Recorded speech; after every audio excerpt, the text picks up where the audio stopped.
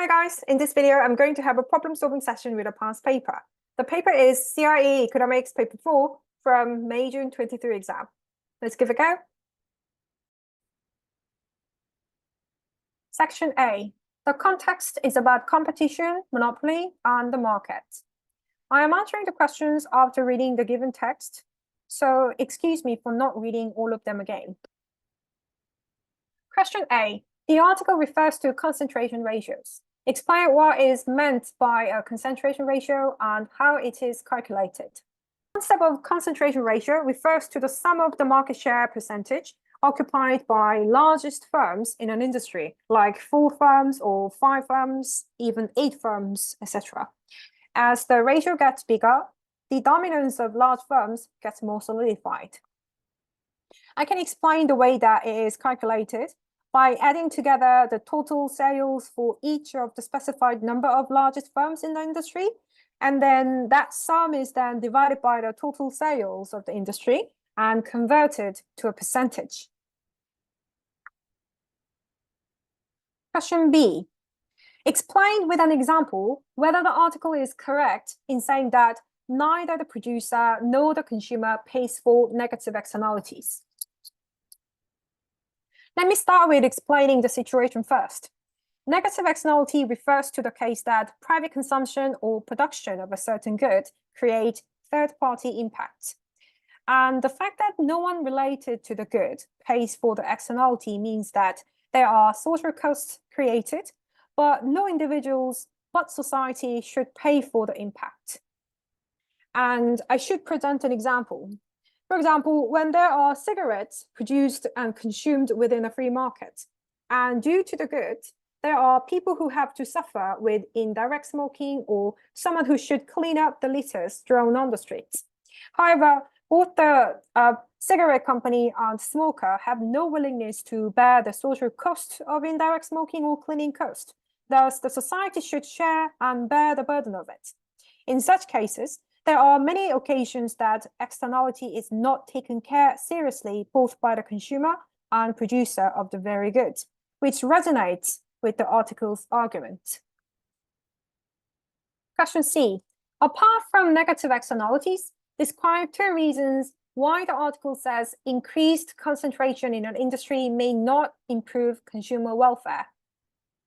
First reason why increased concentration in an industry may not improve the consumer surplus is that firms with high market dominance are likely to have a business objective of benefiting the shareholders, not the consumers. Also, the firms with higher market power are likely to exploit workers and suppliers with their dominating position. So rather than investing on improving product qualities through human resource investment and supply chain improvement, they would just rather focus on occupying high profits. That's why it would not improve consumer welfare. Question D. The article says that monopolies are tolerated because they are efficient.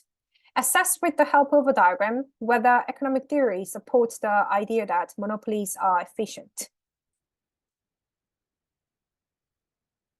For this essay, my intro will include the definitions of monopoly and diverse types of efficiencies like productive, allocative, and dynamic. And in body 1, I can explain the ways monopolies are efficient, such as, first, according to the theory of dynamic efficiency, how it enables monopolies to be innovative, and second, according to the theory of economies of scale, how monopolies can decrease production costs in the long term.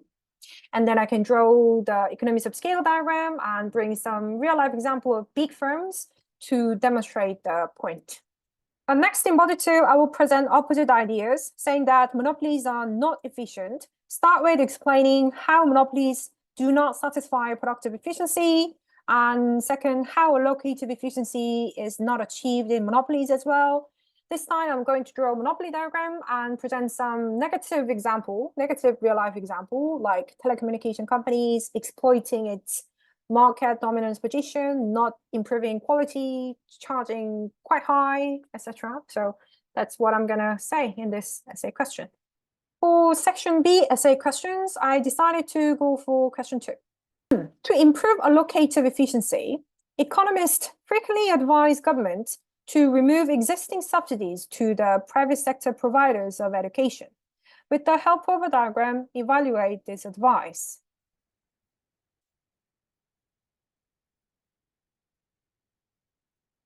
Let me start the essay with defining key terms like allocative efficiency, government intervention, subsidy, and education as a merit good. I can talk about the ideas that are agreeing to the advice. First, education is a merit good, which creates lots of positive externalities. Thus, allocative efficiency of it must be achieved. It means that there should be more investment on an equal and accessible type of education, the thing that public sector can provide.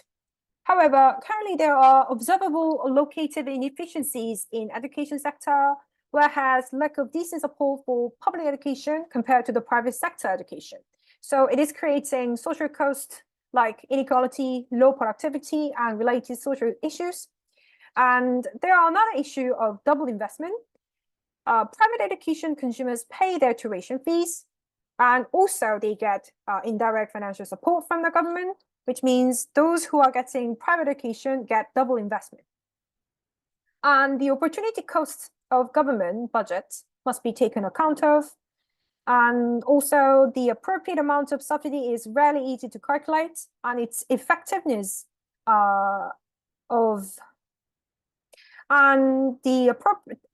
measuring the appropriate amount of subsidy is rarely easy, and its effectiveness as well, which makes subsidy provision quite undesirable. And lastly, I'm going to draw a diagram showing subsidy impact, showing the size of government budget spending and its deadweight loss. Next, Project 2 will include disagreement to the advice. There is no doubt that government subsidy provision is a great contributing factor for the private sector to keep and improve the quality of education provision, which has led to have many social benefits.